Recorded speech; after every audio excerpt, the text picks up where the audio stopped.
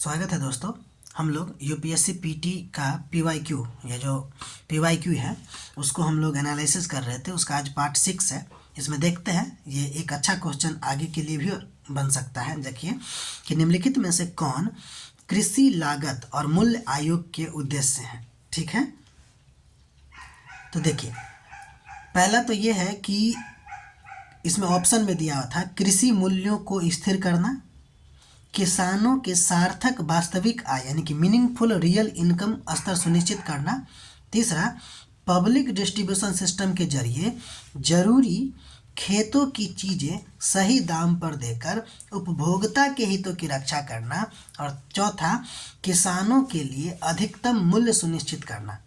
ठीक है, तो इसमें कह रहा है कि कृषि लागत और मूल्य आयोग का उद्देश्य क्या है, तो 1, 2, 3 इसका उद्देश्य हो जाएगा। ठीक है, 1, 2 और 3 इसका क्या हो जाएगा, उद्देश्य हो जाएंगे। ठीक है, देखिए यहाँ पर किसानों के लिए अधिकतम मूल्य सुनिश्चित करना नहीं, ये न तो संभव है और न ही किया जा सकता है।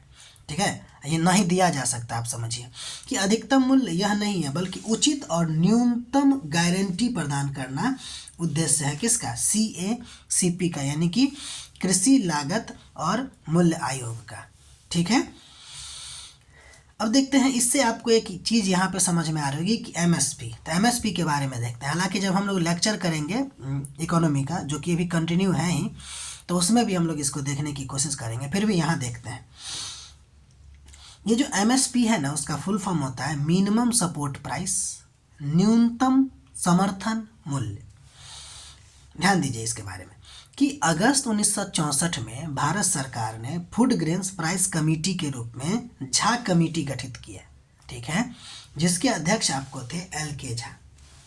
ठीक है, इस कमेटी ने 1964-65 में फसल वर्ष के लिए गेहूं और धान की प्रोडक्ट प्राइस अर्थात वो न्यूनतम कीमत तय करने की सिफारिश की, जिसे बाद में MSP के रूप में जाना जाता है। इतना दूर से एक इम्पोर्टेंट बात ये समझ में आई कि अगर पूछा जाए कि MSP के लिए सिफारिश जो है किया, वो कौन सी समिति किया है, तो LK झा समिति किए थे। ठीक है, वो प्रोड्यूसर प्राइस के रूप में किए थे, जो बाद में MSP के नाम से जाना गया। ठीक है, अब आगे बढ़ते हैं। जब ये समिति अपना रिपोर्ट दिया, तो उस रिपोर्ट के आधार पर 1 जनवरी 1965 को एग्रीकल्चरल प्राइस कमीशन यानी कि APC की स्थापना हुई, जो बाद में 1985 में बदलकर commission for agricultural cost and prices यानी कि CACP हो गई। ठीक है, तो आपको यहाँ से एक और जानकारी मिल गई कि CACP की स्थापना जो है आपको कब हुई, तो 1985 में हुआ। ठीक है, अब आगे बढ़ते हैं और देखते हैं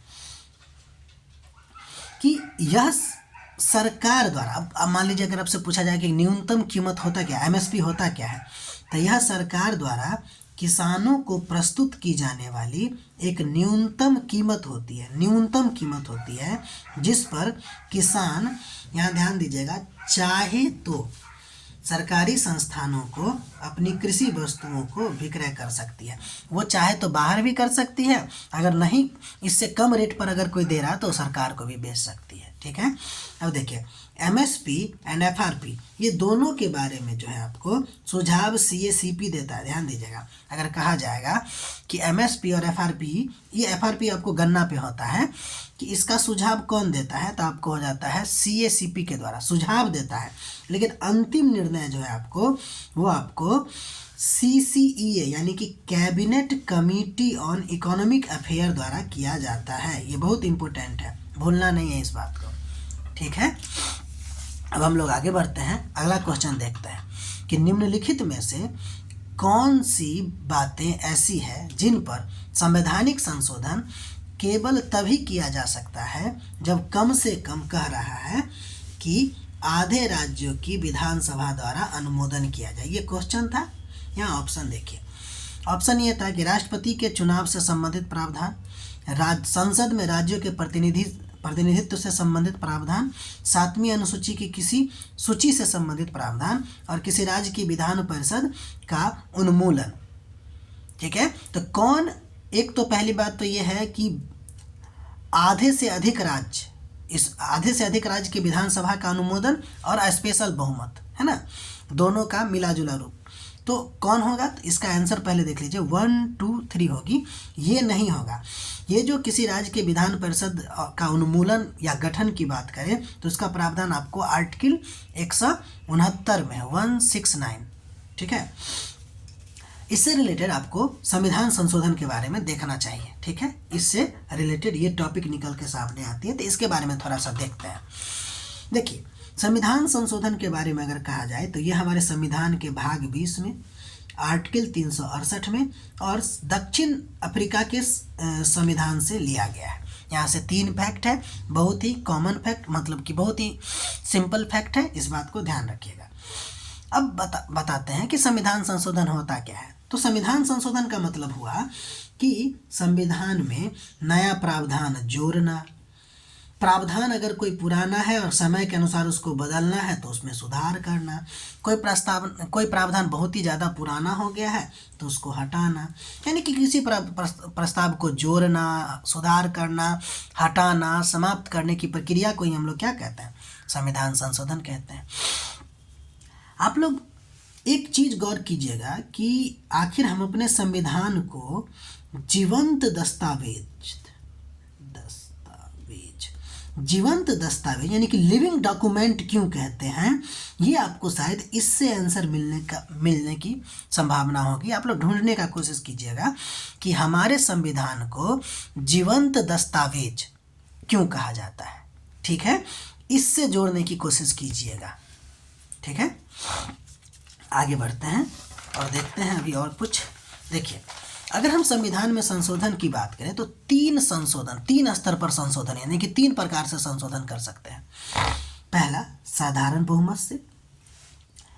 ध्यान दीजिएगा कि साधारण बहुमत से तो होता है, लेकिन ये अनुच्छेद 368 के तहत नहीं आता।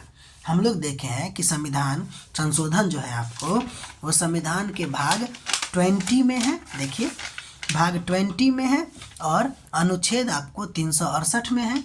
लेकिन ये जो साधारण बहुमत से संशोधन जो होती है वो अनुच्छेद 368 में नहीं आता, ठीक है। अब इसमें क्या क्या आती है? उदाहरण के तौर पे नए राज्यों का निर्माण और सीमाओं का बदलना, राज्य परिषद बनाना या समाप्त करना। वो देखिए ऑप्शन में जो ये था 169, वो हम लोग हटा दिए थे। ये तो सिंपल बहुमत से हो जाता है। और हाँ, एक और बात, ये जो आपको बहुमत जानना है कि साधारण बहुमत, विशेष बहुमत क्या होता है, प्रभावी बहुमत क्या होता है ना, या फिर क्या कहते हैं विशेष बहुमत, प्रभावी बहुमत, एक और होता है साधारण बहुमत, ये सब क्या होता है, तो आपको ना हमारे पॉलिटी का जो लेक्चर है ना 1 2 3 4, शायद उसमें आपको 1 या 2 में मिल जाएगा, आप ध्यान से देखिएगा, ठीक है।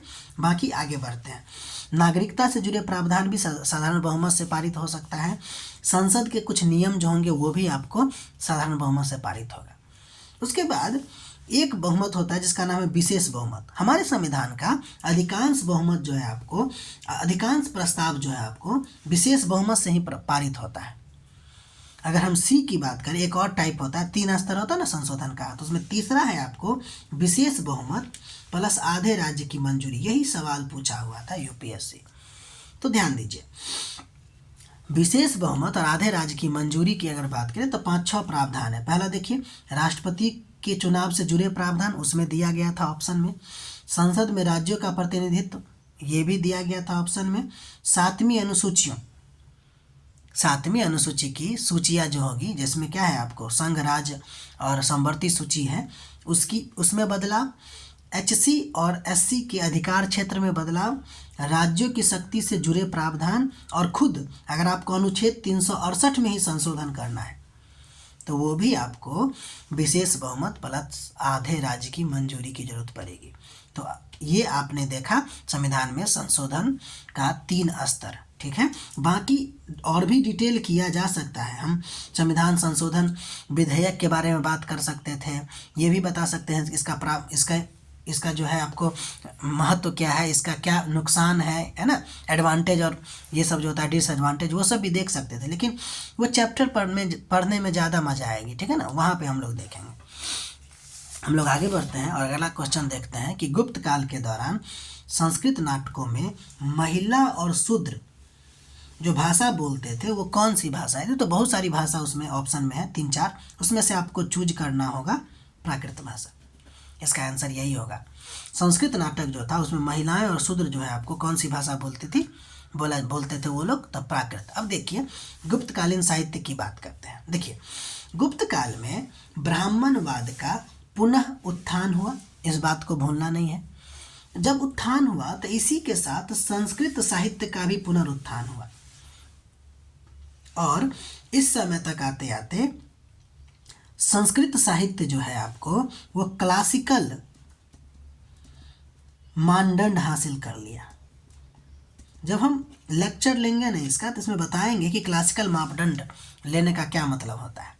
संस्कृत गुप्त काल में राजभाषा बन गई, ठीक है। इस काल में गुप्तों ने उत्तर भारत में, ध्यान दीजिएगा ये अच्छा फैक्ट है यहाँ पे, कि इस काल में गुप्तों ने उत्तर भारत में और वकाटक वंश जो महाराष्ट्र के क्षेत्र में है संस्कृत भाषा साहित्य को क्या किया? संरक्षण प्रदान किया। लेकिन जन सामान्य के बीच जो है प्राकृत का प्रचलन बना रहा, उससे भी ये आंसर हो सकता था, ठीक है ना। बाकी देखिए गुप्त काल के संस्कृत नाटकों में यह नियम था कि ब्राह्मण, राजा और उच्च वर्णीय पात्र जो होंगे आपको संस्कृत बोलेंगे, जबकि स्त्रियां और शूद्र जो है आपको वो प्राकृत भाषा में बातचीत करेंगे, ठीक है। ये आपको डिट्टो एनसीईआरटी से सवाल था, ठीक है। तो आज के लिए इतना ही, मिलते हैं फिर अगले वीडियो में। तब तक के लिए पढ़ते रहिए, अच्छा लगे तो लाइक कीजिए, सब्सक्राइब कीजिए, शेयर कीजिए, ठीक है। और नोट बनाते रहिए और बेहतरीन से बेहतरीन पढ़ने का कोशिश कीजिए, ठीक है। मिलते हैं अगले वीडियो में।